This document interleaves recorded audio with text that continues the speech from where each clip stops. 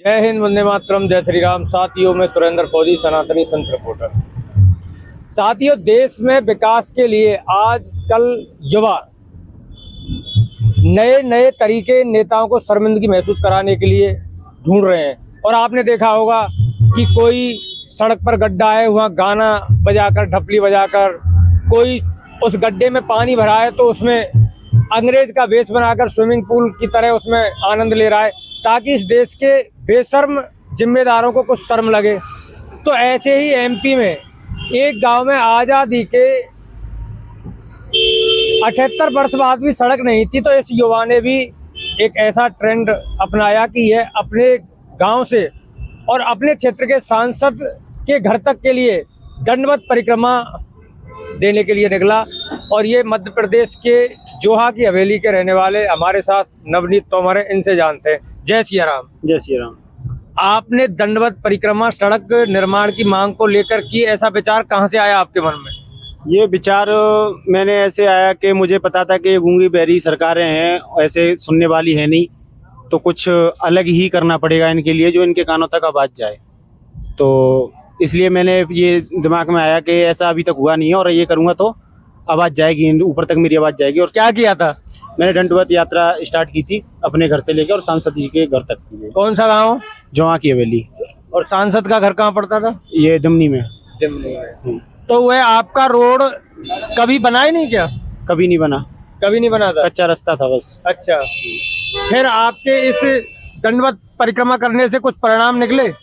परिणाम निकला, अब रोड का काम चालू हो गया है, अब चल रहा है। पहले बोल रहे थे बरसात का टाइम है, अभी नहीं बन पाएगा, ये नहीं वो नहीं, पहले बहानेबाजी कर रहे थे, लेकिन मैं अपनी जिद पे अड़ा रहा, तो अब काम चालू हो गया है और फास्ट चल रहा है।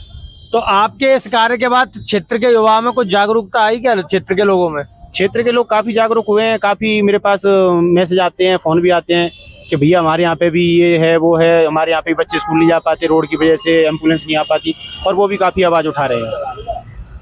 तो दोस्तों, अपने हक की लड़ाई भारत के प्रत्येक नागरिक को लड़नी चाहिए और आवाज उठानी भी चाहिए, क्योंकि संविधान में अभिव्यक्ति की आज़ादी का भी अधिकार है।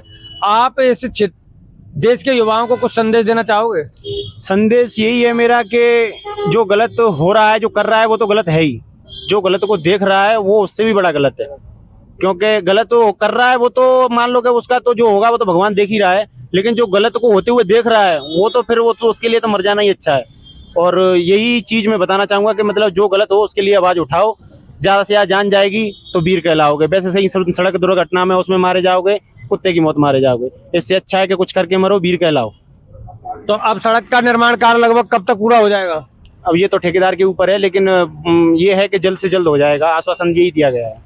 तो जो आज़ादी के 78 वर्ष बाद कोई क्षेत्र का जनप्रतिनिधि नहीं सुन पाया था, नहीं कर पाया था, इनके एक ऐसे कार्य ने और अपने क्षेत्र की जनता के लिए सड़क दे दी है। तो दोस्तों, मैं इन्होंने एक बहुत अच्छी बात कही कि अन्याय करने वाले से ज़्यादा गुनहगार अन्याय को सहने वाला होता है। इसलिए साथियों, यदि आप अपने हक के लिए नहीं लड़ोगे तो अपराधी फिर दबंग होते जाएंगे। इसलिए अपने हक की आवाज़ उठाओ। देश में विकास चाहते हो तो हर